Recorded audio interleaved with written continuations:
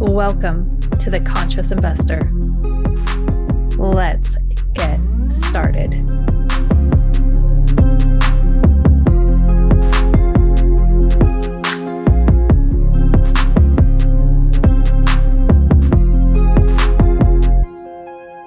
Hey guys, welcome back to The Conscious Investor. I am so stoked. I've been waiting all day to have Michael Hamm on my show, and this is just making my podcast recording day extra special. Mike, thank you so much for coming to this show. Well, thank you for having me. It's long overdue that I get onto your show after you came on to mine. I know that you have a podcast day and I'm kind of all over the place and I record whenever, wherever, whatever. But I was actually, funny story, today. So today is September 2nd.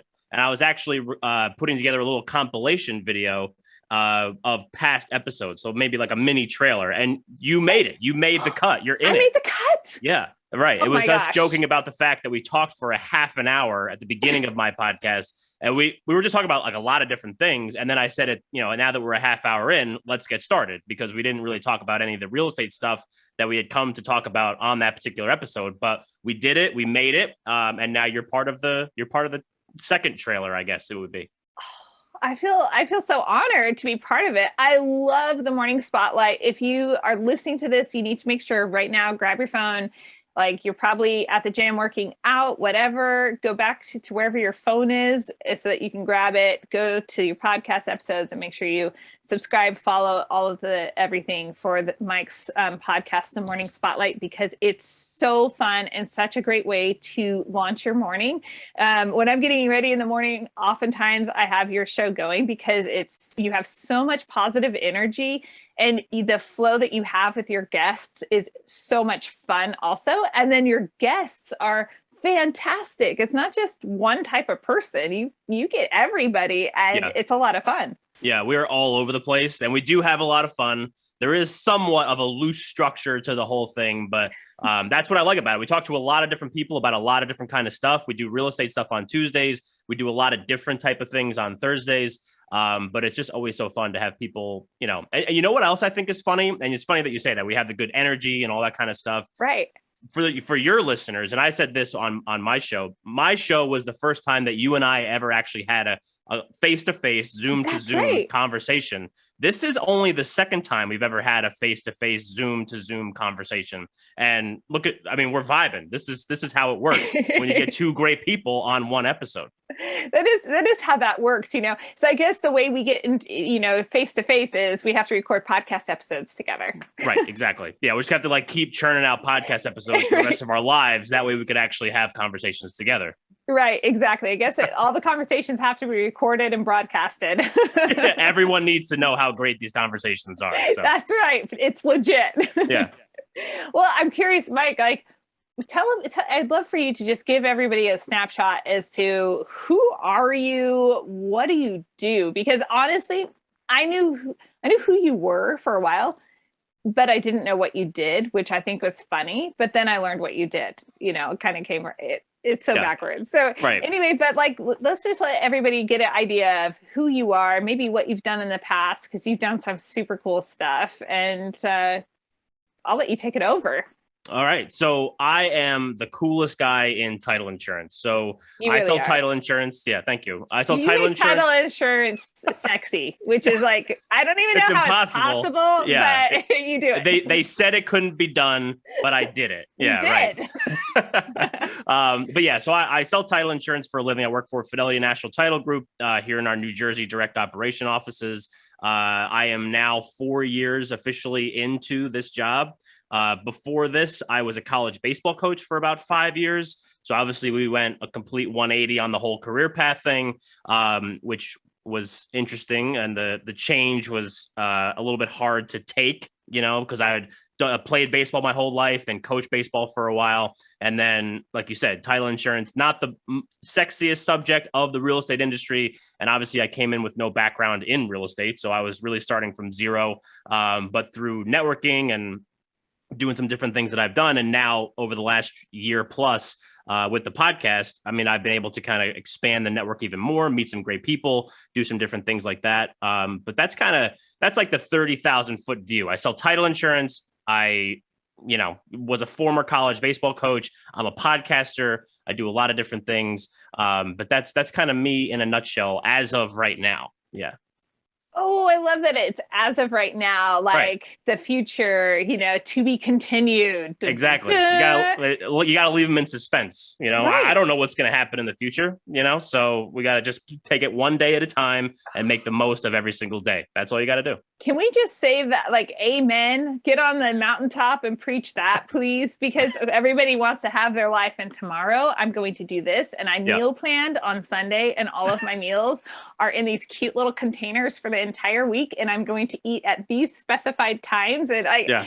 oh man, so Yeah. clinical. How about I'm just going to survive the day, live the day? Yeah. My girlfriend texted me that she was at her parents' this afternoon and she was coming back. She's like, "What do you want for dinner?" And I was like, "I have no idea. I mean, like, I have Julie's podcast coming up here in a little bit. That's all I'm thinking about. So we'll worry about dinner at dinner time. We'll figure it out." Yeah. Definitely, for sure.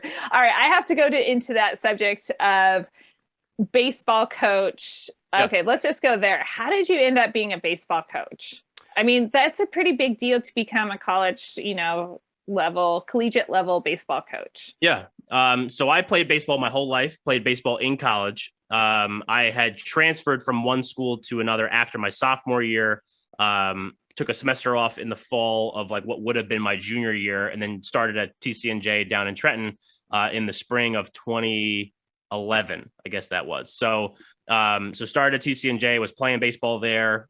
Did my junior year, my senior year. I had a semester to go in the fall after I had finished my playing career, and so we didn't have a pitching coach my senior year in college, and I was like, I'm going to be here, and I think this could be something that I could be good at. My dad had coached me my whole life, so I kind of saw how he did it, and I kind of got an idea of how to be a coach and all that. You're kind like, of it's stuff in my from him. blood.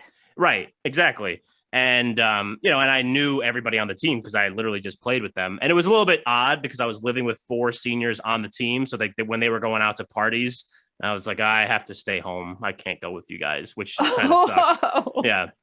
But it would be a bad look if I was like out at a party with the whole team, drinking or doing whatever. But yeah, so did that in the fall because the head coach decided to give me a shot in the fall. He's like, if you do well, we'll keep you on for the spring. And I did well, kept me on for the spring. Of course you did. Exactly. That summer I was out recruiting and I saw the first school that I was at, the assistant coach that was there, he got the head coaching job that summer.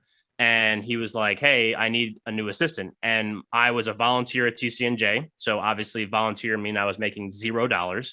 You didn't love that? I mean, you weren't doing it. Just, well, at some point, I need to be able to like feed myself. You know what I mean? Like, it gets overrated. Tough. Right. Yeah. Because mom and dad were like, are you ever going to be an adult at any time? Because like we got to figure it out. So the first job, the job that I got after the TCNJ job was technically part-time, but working a lot. And I was making $8,000 a year. So I was crushing it at that point. Dude, you were a baller. Yeah. So then so I did that for a year. The following summer, I was actually working at a camp out at Stanford University. I was working one of their camps. And the guy that I worked for called me and was like, "Hey, there's a grad assistant job opening up at St. John Fisher in Rochester, New York. I know the guy. I used to work with him up there. They need a grad assistant. I think if you don't take this job, you're stupid." And so I did a phone call interview with the guy, who became my next boss. And he was like, "Yeah, you want to come up? We'll do a 2-day interview basically." So I went up there, did the interview, did the whole thing, got that job. So I was a grad assistant. So I got a free MBA and got paid $10,000. So then you could imagine we were just like rolling in dough. Oh, yeah. You could imagine yeah, right. You could imagine my living situation making $10,000. I was living with 3 other guys in this house that was a bomb. The second night I was there was a bat in the house, which was obviously, not great. And then towards the end of that 2.5-year span, There were rats living outside. I mean, it was not great. But finished the MBA. So I have an MBA, which is great. And then was trying to figure out what I wanted to do with life. I mean, I thought that maybe I wanted to use the MBA because I had worked hard to get it, and obviously, I had scratched and clawed my way to that point in life. And then I just kind of, I don't know, I couldn't really find anything. I thought maybe I wanted to stay up there in Rochester, did some job interviews, wasn't working out. Eventually, I was basically living on an air mattress on my buddy's living room floor, and was like, I need to hit the reset button. So I moved back home. I had 2 assistant coaching job offers, excuse me, and both were going to pay 30 grand. They were going to be full time, so I get health benefits and all that kind of stuff. But I was like, is this the life that I want to keep leading? And I had a lot of fun coaching. We did some great things. My last year up at Fisher, we made the College World Series. We had kids get drafted, all that kind of stuff. So I was good at it. But at the same time, like the summers sucked because you're just on the road constantly recruiting. I would basically drive back and forth on the New York State Thruway every day, like 3 hours there, 3 hours to Albany, 3 hours back, out to Syracuse, out to Buffalo, down to Binghamton, all these different places, down to Jersey, Pennsylvania. So it was just a lot. And then it was around the holidays of 2016 when I had moved back. And I was just like, I don't know what I want to do. I knew I didn't want to do holiday help or something at Macy's, because it was around the holidays. So I just called up this indoor sports facility near where my parents live. And I said, hey, I could do some lessons. So they asked for my resume. They're like, well, you're a college baseball coach that has an MBA. Do you want to run our business? And I said, yes. Whoa. Right. So I became the director of operations at this smaller family-run business in Lake Apatcon, New Jersey. It was not a great fit for a variety of reasons. And I was only there for about 8 months. And I was living at home at the time, and I was like overworked, stressed out, miserable.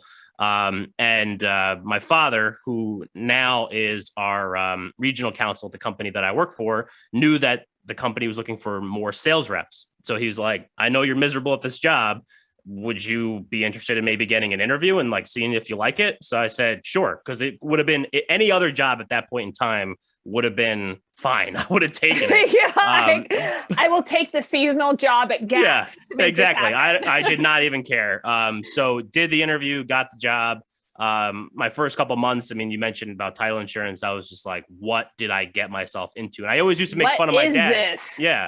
I used to make fun of my dad. My dad's worked in title insurance for 35 plus years. And I always used to make fun of him. I'm like, you just sound like you have the most boring job in the history of jobs. And he's regional counsel. So he's dealing with like big commercial real estate projects, casinos in Atlantic City, big industrial warehouses, different things like that.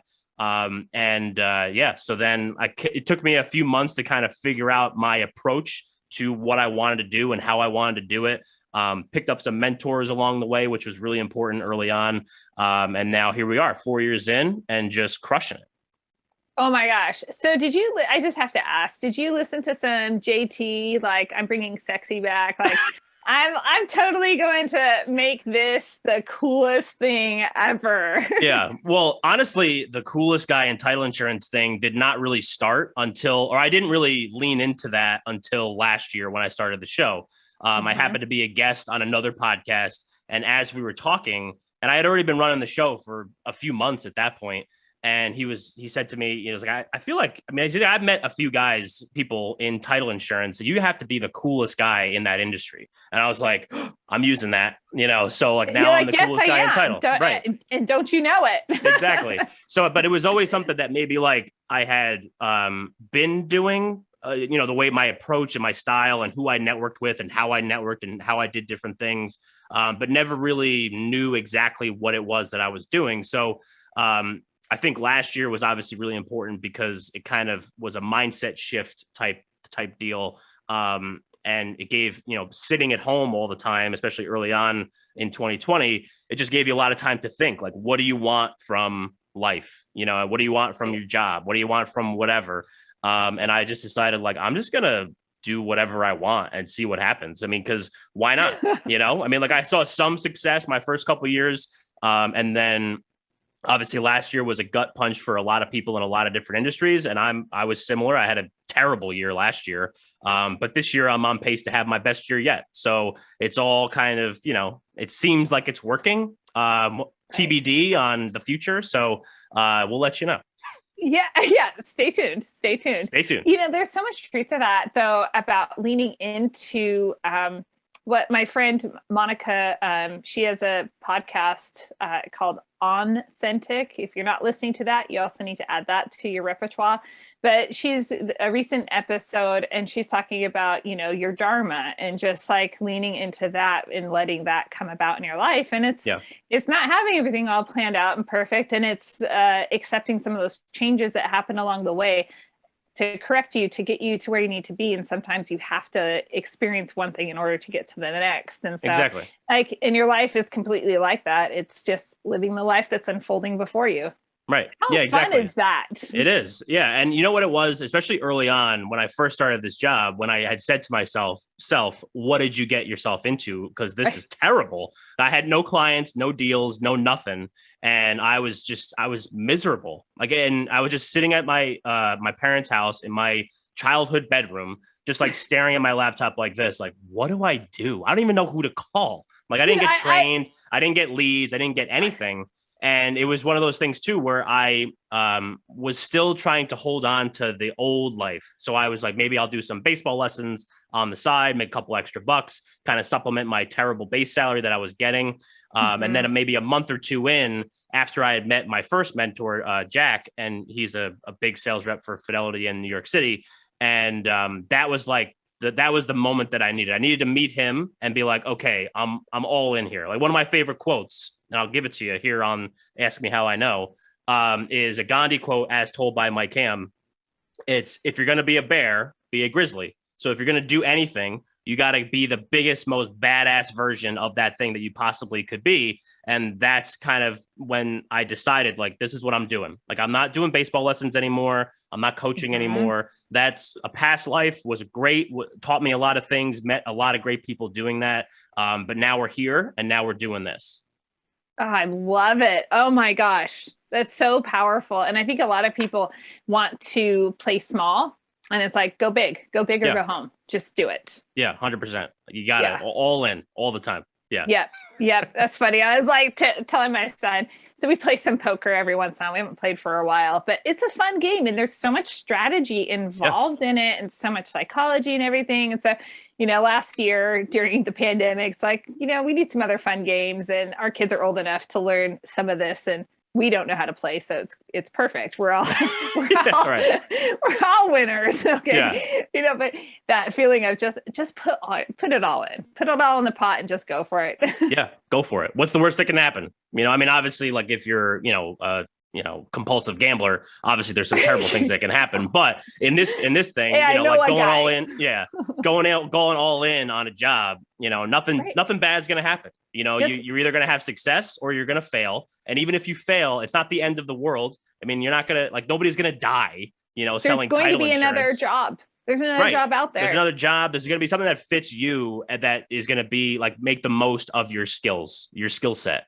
And I think that, I've noticed that my skill set in this particular industry, while it may be different than the way a lot of people do this particular job, it still works because it's a little bit different. And the people that are getting sold to by people like me get the same exact thing every single time from different people. And then all of a sudden this walks in, and I'm like, hey, title insurance. And they're like, okay, the cool guy, title insurance. Yes, exactly. Let's talk title insurance. Yeah, exactly.